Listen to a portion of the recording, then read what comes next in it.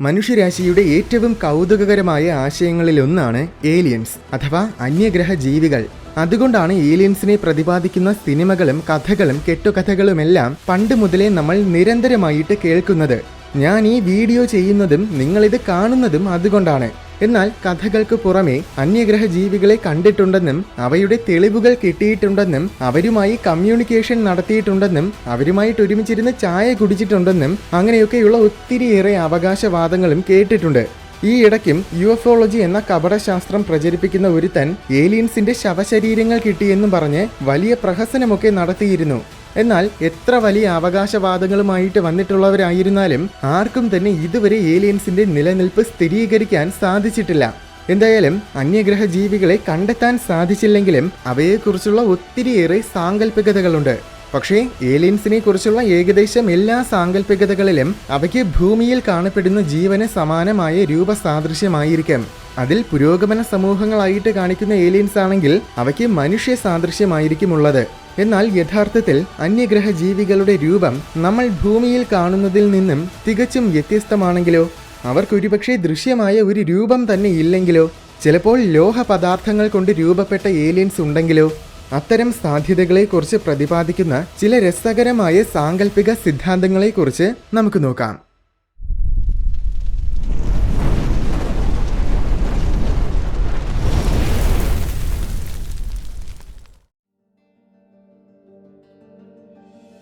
നമ്മുടെ ശരീരത്തിനെ അതിൻ്റെ ഫിസിക്കൽ സ്റ്റേറ്റിൽ നിന്നും, അതായത് ഭൗതികാവസ്ഥയിൽ നിന്നും അതിനേക്കാൾ ഉന്നതമായ മറ്റൊരവസ്ഥയിലേക്ക് കൊണ്ടുപോവുക എന്ന ആശയം കാലങ്ങൾക്ക് മുൻപ് മുതൽ കെട്ടുകഥകളിലൂടെയും മിഥ്യാധാരണകളിലൂടെയും മതങ്ങളിലൂടെയും മനുഷ്യരാശിയുടെ ഇടയിൽ ഉണ്ടായിരുന്നു.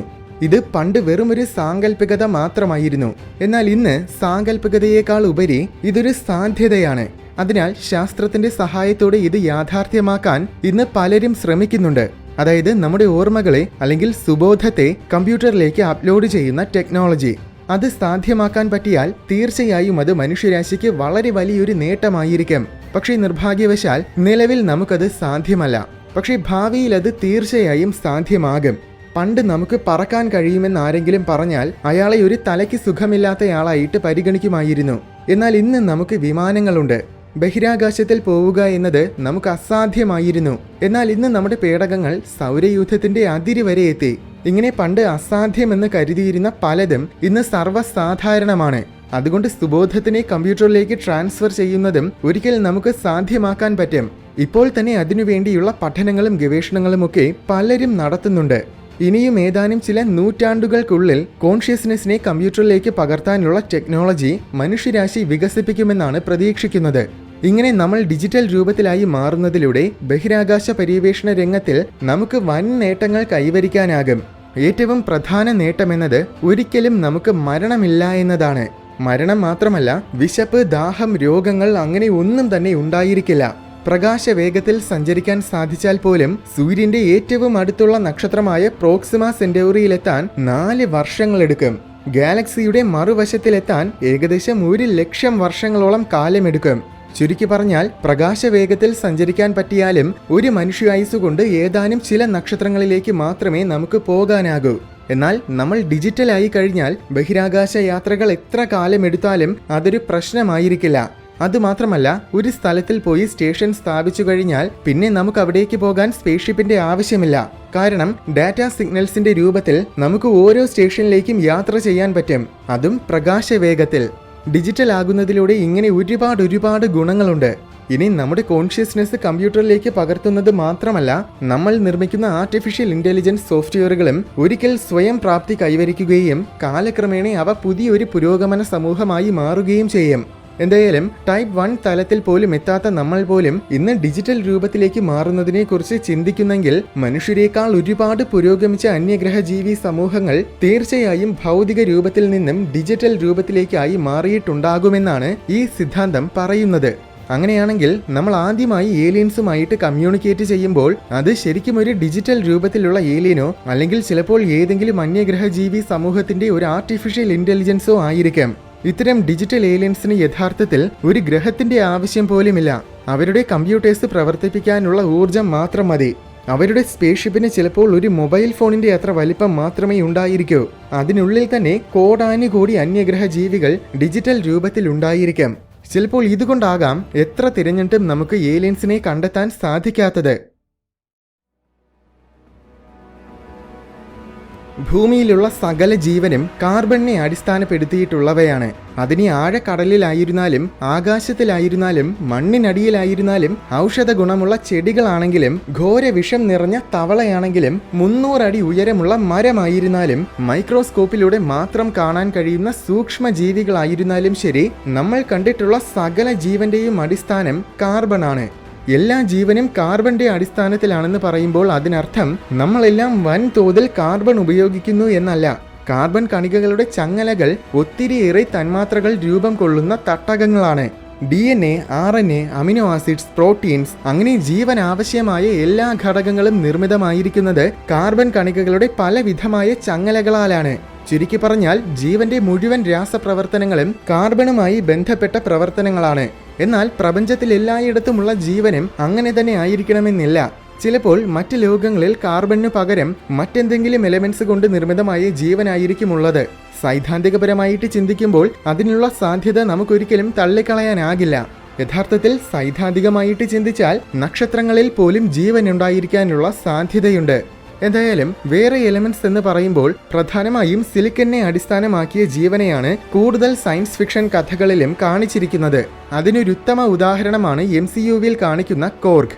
സിലിക്കണിന് കാർബണുമായിട്ടുള്ള രാസപരമായ സമാനതകളാണ് അങ്ങനെ അന്യഗ്രഹ ജീവികളെ സിലിക്കണിനെ അടിസ്ഥാനപ്പെടുത്തിയ രീതിയിൽ ചിത്രീകരിക്കാനുള്ള കാരണം. അത് മാത്രമല്ല, ഭൂമി ഉൾപ്പെടെയുള്ള സകല റോക്കി പ്ലാനറ്റ്സിലും സിലിക്കണാണ് കാർബണേക്കാൾ ഒരുപാട് മടങ്ങ് കൂടുതലുള്ളത്. അങ്ങനെയാണെങ്കിൽ ഭൂമിയിൽ കാർബണിന്റെ അടിസ്ഥാനത്തിൽ ജീവൻ ഉണ്ടായതുപോലെ ചിലപ്പോൾ പ്രപഞ്ചത്തിൽ മറ്റെവിടെയെങ്കിലും സിലിക്കണിന്റെ അടിസ്ഥാനത്തിലും ജീവൻ ഉണ്ടായിട്ടുണ്ടാകും. MCUവിലെ കോർഗിനെ മനുഷ്യരൂപ സാദൃശ്യത്തിൽ തന്നെയാണ് കാണിച്ചിരിക്കുന്നത്.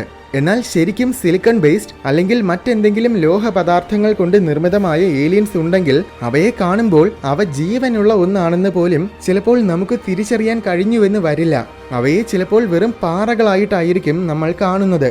നമുക്കറിയാവുന്നതുപോലത്തെ യാതൊരു തരത്തിലുമുള്ള ബയോ സിഗ്നേച്ചറുകളും ഇത്തരം ജീവികളുള്ള ഗ്രഹങ്ങളിൽ ഉണ്ടായിരിക്കില്ല.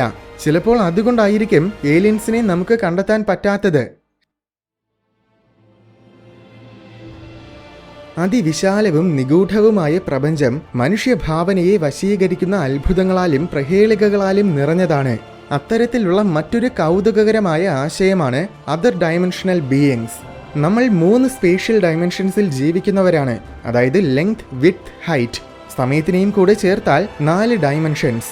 എന്നാൽ സൈദ്ധാന്തിക ഭൗതിക ശാസ്ത്രം ഈ 3 സ്പേഷ്യൽ ഡയമെൻഷൻസിനും അപ്പുറം വേറെയും ഡയമെൻഷൻസ് ഉണ്ടെന്നാണ് നിർദ്ദേശിക്കുന്നത്. അതിനൊരുത്തമ ഉദാഹരണമാണ് സ്ട്രിംഗ് തിയറി. പ്രപഞ്ചത്തിന്റെ അടിസ്ഥാന ഘടകങ്ങൾ എന്നത് കണികകളല്ല എന്നും കണികകളുടെയും ഉള്ളിൽ യഥാർത്ഥത്തിൽ വൈബ്രേറ്റ് ചെയ്തുകൊണ്ടിരിക്കുന്ന ചെറിയ ചരടുകൾ ഉണ്ടെന്നുമാണ് സ്ട്രിംഗ് തിയറി പറയുന്നത്. ഓർക്കുക, സ്ട്രിംഗ് തിയറിയും ഒരു സാങ്കല്പിക സിദ്ധാന്തമാണ്.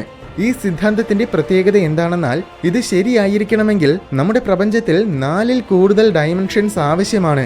11 ഡയമെൻഷൻസ് വരെ ആവശ്യമുണ്ടെന്നാണ് ചില ഗവേഷകരുടെ നിഗമനം. ഈ നിഗമനത്തിൽ നിന്നുമാണ് ഒരുപക്ഷെ മറ്റ് ഡയമെൻഷൻസിൽ ജീവിക്കുന്ന ഏലിയൻസ് ഉണ്ടായിരിക്കാമെന്ന ആശയം ഉദിക്കുന്നത്. നമ്മുടെ 3 ഡയമെൻഷൻസിലുള്ള പദാർത്ഥങ്ങൾക്ക് മറ്റ് ഡയമെൻഷൻസിലുള്ള പദാർത്ഥങ്ങളുമായിട്ട് ഇന്ററാക്ട് ചെയ്യാനാകില്ല.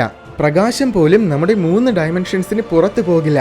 അങ്ങനെ പോയിരുന്നെങ്കിൽ ആ ഡയമെൻഷൻസിനെ നമുക്ക് പ്രകാശത്തിലൂടെ കാണാൻ സാധിക്കുമായിരുന്നു. അതുകൊണ്ട് തന്നെ മറ്റു ഡയമെൻഷൻസിനെ നമുക്കൊരിക്കലും കാണാനോ ആ ഡയമെൻഷൻസുമായി ഇടപഴകാനോ സാധിക്കില്ല. മറ്റൊരു രീതിയിൽ പറഞ്ഞാൽ അങ്ങനെ വേറെയും ഡയമെൻഷൻസ് ഉണ്ടെങ്കിലും അവയുടെ നിലനിൽപ്പ് നമുക്കൊരിക്കലും മനസ്സിലാക്കാൻ പറ്റില്ല. നമ്മുടെ 3 ഡയമെൻഷൻസിലുള്ള പദാർത്ഥങ്ങളിൽ നിന്നും നക്ഷത്രങ്ങളും ഗ്രഹങ്ങളും ബ്ലാക്ക് ഹോൾസും മറ്റ് ബഹിരാകാശ വസ്തുക്കളുമൊക്കെ ഉണ്ടാകുന്നത് പോലെ മറ്റ് ഡയമെൻഷൻസിലുള്ള പദാർത്ഥങ്ങളിൽ നിന്നും നമുക്ക് സങ്കല്പിക്കാൻ പോലും കഴിയാത്ത തരത്തിലുള്ള പലവിധമായ വസ്തുക്കളും ഉണ്ടാകുമായിരിക്കും. അതുപോലെ നമ്മുടെ ഡയമെൻഷൻസിലെ പദാർത്ഥങ്ങളിൽ നിന്നും ഭൂമിയും ഭൂമിയിലെ ജീവനുമൊക്കെ ഉണ്ടായതുപോലെ മറ്റ് ഡയമെൻഷൻസിലും അവിടെ ലഭ്യമായ പദാർത്ഥങ്ങളിൽ നിന്നും ജീവൻ രൂപം കൊണ്ടിട്ടുണ്ടായിരിക്കും. ആ ജീവികൾക്ക് നമ്മെ കാണാൻ സാധിക്കും. പക്ഷേ നമുക്കൊരിക്കലും അവരുടെ നിലനിൽപ്പ് മനസ്സിലാക്കാൻ പോലും കഴിയില്ല. ചിലപ്പോൾ നമ്മുടെ ഡയമെൻഷൻസിൽ ഒതുങ്ങുന്ന ഭൗതിക ശാസ്ത്ര നിയമങ്ങളൊന്നും മറ്റ് ഡയമെൻഷനുകളിൽ ബാധകമായിരിക്കില്ല. ചിലപ്പോൾ പ്രകാശത്തിനേക്കാൾ വേഗത്തിൽ സഞ്ചരിക്കാൻ കഴിയുന്ന മറ്റെന്തെങ്കിലും ആ ഡൈമെൻഷൻസിൽ ഉണ്ടായിരിക്കാം. ഒരുപക്ഷെ പ്രകാശ വേഗത എന്ന വേഗപരിധി പോലും ആ ഡൈമെൻഷൻസിൽ ഉണ്ടായിരിക്കില്ല. എന്തായാലും ഏലിയൻസിനെ കണ്ടെത്താൻ സാധിക്കാത്തതിന്റെ ഒരു കാരണമായി ഇതിനെയും നമുക്ക് പരിഗണിക്കാം. ഈ പറഞ്ഞതെല്ലാം തന്നെ വെറും സാങ്കല്പികമായ സിദ്ധാന്തങ്ങൾ മാത്രമാണ്, അല്ലാതെ വസ്തുതകളല്ല എന്ന കാര്യം പ്രത്യേകം ഓർമ്മപ്പെടുത്തുന്നു. ലോഹങ്ങൾ കൊണ്ട് നിർമ്മിതമായ ഏലിയൻസും മറ്റ് ഡൈമെൻഷൻസും ഒക്കെ ഉണ്ടായിരിക്കുമെന്ന് പറയാൻ കഴിയുന്ന യാതൊരു തരത്തിലുമുള്ള തെളിവുകളും ഇതുവരേക്കും നമുക്ക് ലഭിച്ചിട്ടില്ല. അതുകൊണ്ട് തൽക്കാലം ഇതെല്ലാം വെറും സാങ്കല്പികമായ സിദ്ധാന്തങ്ങൾ മാത്രമാണ്. എന്നിരുന്നാലും നിങ്ങൾക്ക് ഈ സിദ്ധാന്തങ്ങളിൽ ഏതാണ് ഏറ്റവും കൂടുതൽ ഇഷ്ടപ്പെട്ടത്? കമന്റ് ബോക്സിലൂടെ അറിയിക്കൂ.